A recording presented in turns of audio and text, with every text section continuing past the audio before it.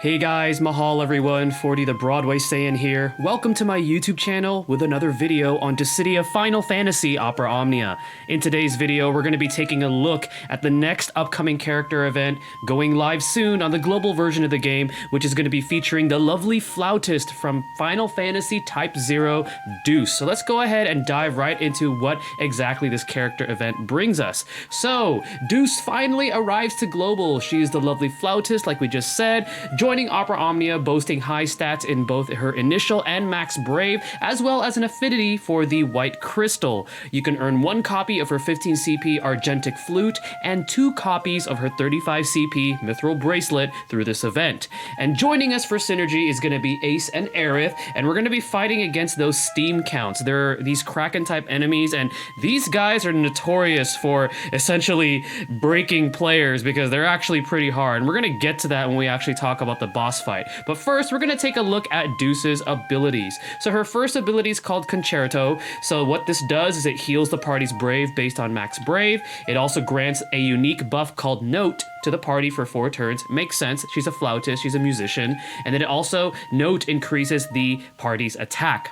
Now, this ability does have default uses of 3. Her second ability is going to be called Dissonant Sonata. So this is going to be a 1-hit AoE magic brave attack that also heals the party's brave based on max brave. And this happens prior to DEUCE'S landing that AoE brave attack. This also grants a unique buff called Crescendo for 3 turns. And Crescendo increases max brave and grants brave regen. Dissonant Sonata's brave damage potency is based on the number of active note unique buffs. So the more of those that are active, the more damage this ability does. And the default uses for this ability is 5. So very cool abilities. I do like how they named it after musical terms because, you know, she is a flautist, she is a musician. So we're going to take a look at her passives now. So her crystal passives at 5 is Concerto attack up. She gets an attack up for a turn after she uses Concerto at CP cost 10. It's decent. I wish it lasted longer than 1 turn, but hey, why not give it to her so then that way she could deal more damage. C level 10 start speed up. She's actually kind of slow, so I actually feel like she should have this. So then that way you could take advantage of the support that she gives to the party right away. At 15, critical brave gain, grants brave after dealing a critical hit. I would pass on this one.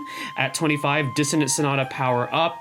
Definitely you want this. You want to deal more damage with Dissonant Sonata. At 30, buff attack up, increasing her attack while she's buffed. Yes, you do want this, so that way she's dealing more damage with Dissonant Sonata and her brave attacks.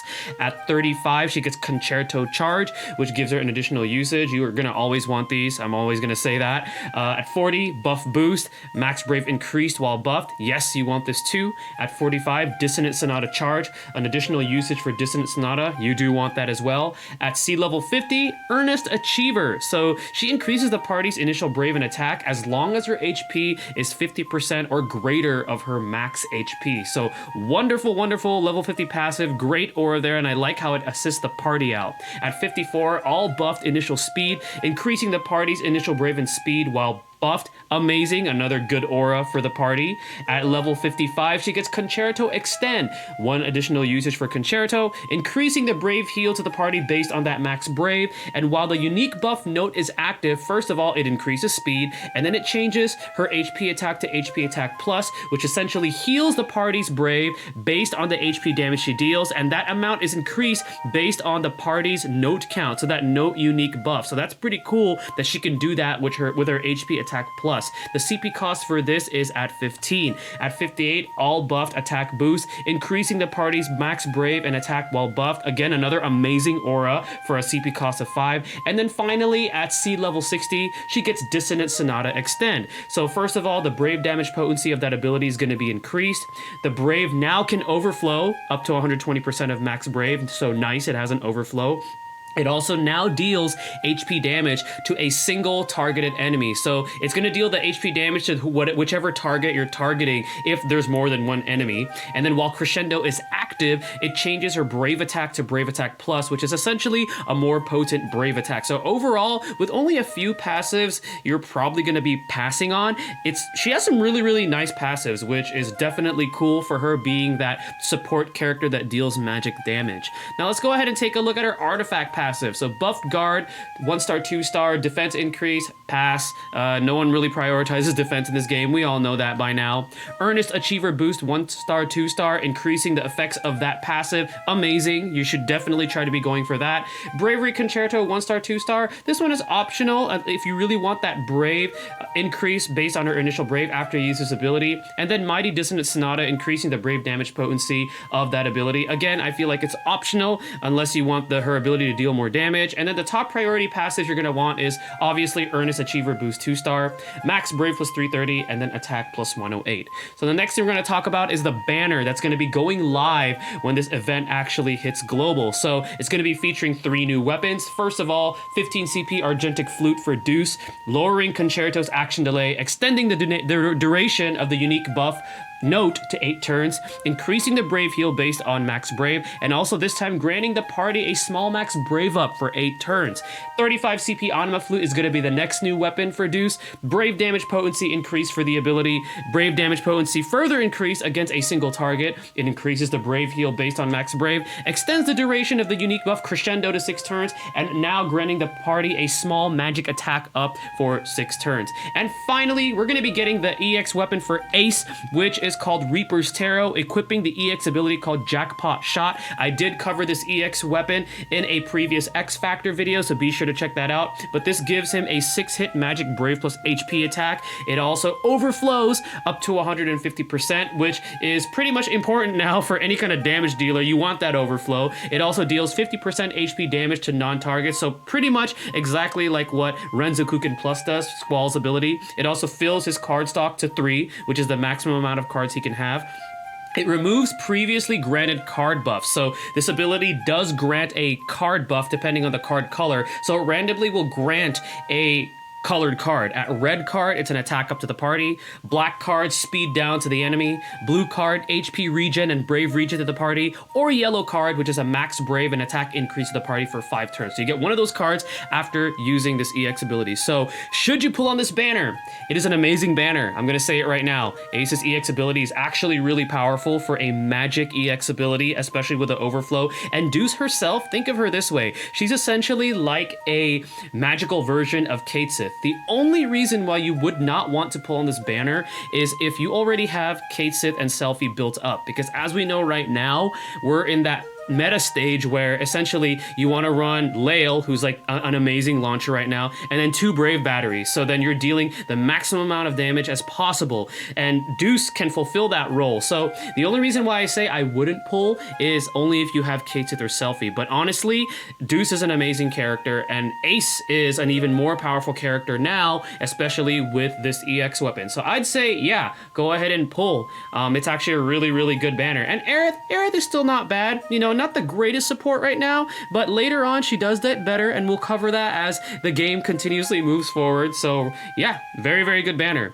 So now we're going to talk about those dreaded count steams, which is those Kraken machine type enemies. So when this event first came out on JP, these bosses were very frustrating. So if you guys thought the 2 Sahagan shamans from the Fang event were pretty frustrating, these pair of count steam Krakens are actually worse. So we're gonna be fighting 2, okay?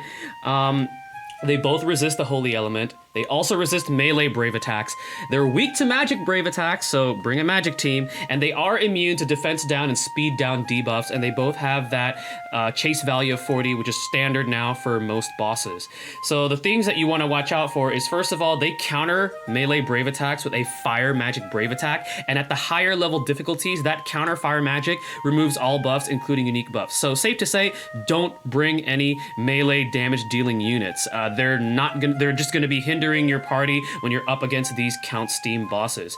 And you want to watch out for steam burst, which is like their AoE ability. So you know they're going to do this when they're targeting all, but essentially what it does is if they're broken, they recover from that break status, and then they deal an AoE magic brave plus HP attack that also inflicts initial brave down. And it does deal a lot of damage, so you want to be careful. That's like their most powerful offensive ability. And then the other thing that you want to watch out for is they buff themselves by building their steam. So it's going to give you an indication when they're doing this, because they're going to target themselves, or one of them is going to target themselves, and then it's going to say like build steam, and it's also going to say build steam further. So what this does is it increases their speed, attack, and defense It also removes all debuffs, including unique ones.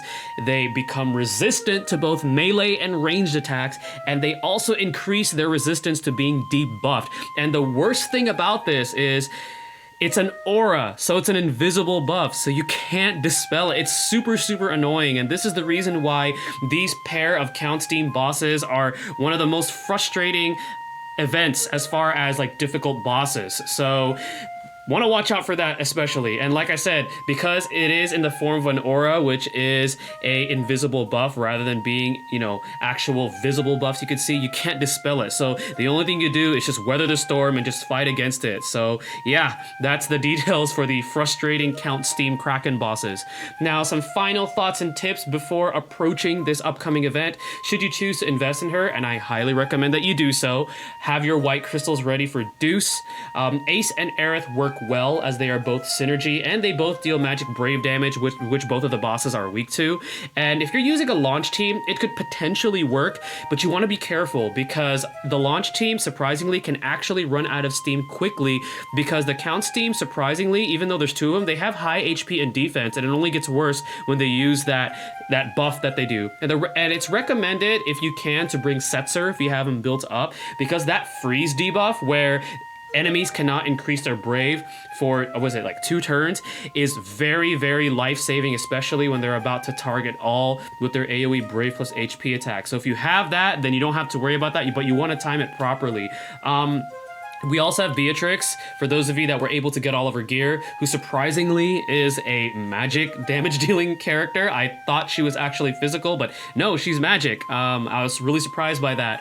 But she deals a lot of damage, she has overflow, so she could actually shine in this event if you had some luck getting all of her gear. And summon-wise, the good thing about this event is that the bosses are weak to magic, so you have plenty of options for summons. So you could bring like Shiva, you could bring Bahamut, who's probably arguably the best summon we have right now, Brothers for the max brave increase, or Ifrit for the attack increase. Just make sure you have everybody's HP up so you take advantage of that. But that is going to be the final thoughts and tips. So now what I'm going to go ahead and do is we're going to move to some gameplay visual showcase for my JP account. I'm going to show you a little bit of kind of like a visual of what to hopefully expect for the upcoming Deuce character event. So let's go ahead and move forward to that. Alrighty guys, so here we are with my JP account. I'm going to be giving you guys a gameplay visual showcase for the upcoming Deuce event that's going to be hitting global soon. Now, some key differences that I'm going to be pointing out is, first of all, the gameplay footage that I'm using for this is coming from her Lost Chapters. So I chose to do the level 80 version just because it's probably the closest comparable difficulty that we'll be getting for the EX stage.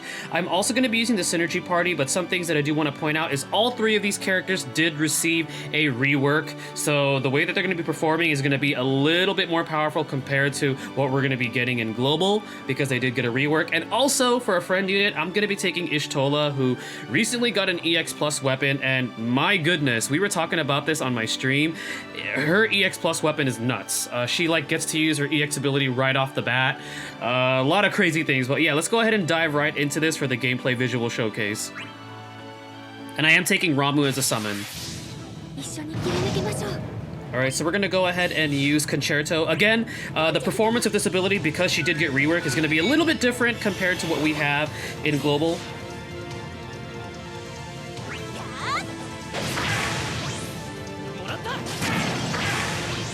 And this is her second ability, which is Dissonant Sonata. And something really cool that I love about Deuce's abilities is they play that flute sound. And listen a little bit of a life fact about me. I actually did play the flute in high school. I was in a high school band. So Deuce actually is a character that I really like. I really think that it's cool and unique that she uses the flute and uses the melodies from her flute as a weapon. That's really, really cool. Alright, I'm gonna place this on Aerith just so we get the special commands on her brave attack and HP. Alright, so this is her HP attack plus, so remember it acts as a battery as well.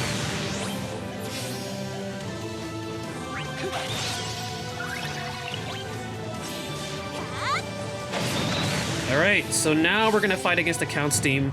We're gonna try to prolong it so we at least get to see what they do. Alright, so let's go ahead and attack A. So as you can see, one of them is already about to buff itself, so really annoying, and the other one's gonna use that ability where It's a AoE Brave plus HP attack. I believe that's what it does. Or it might have one where it just uses a standard AoE Magical Brave attack. Let's go ahead and attack. And then we're gonna go ahead and just build everybody's Brave, because I want you guys to see what these bosses do, so you guys know how it looks like. Okay, so that was just a standard fire AoE Magic Brave attack.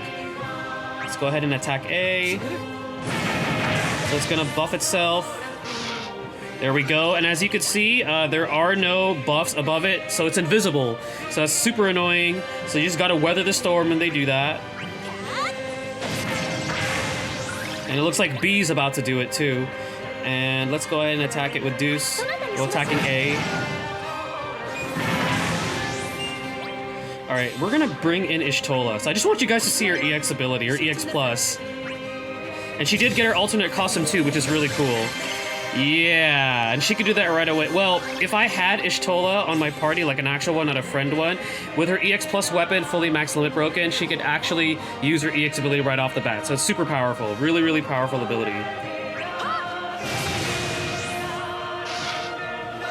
Alright, and something that I did want to point out is, kind of like the Sahagan Shamans from the Fang event, when you take down one of the Counts teams, if you don't take them out together, if you take down one of them, the other one essentially becomes stronger. So, want to watch out for that too. But let's go ahead and just finish this off for this gameplay visual showcase. So that is going to be it, guys. Hopefully you guys enjoyed that and the rest of the video. Hopefully the discussion was helpful in helping you guys prepare for the upcoming character event featuring Deuce hitting Global Opera Omnia. Once again, this is 40 the Broadway Saiyan. Stay tuned for my next video, and mahal, everyone.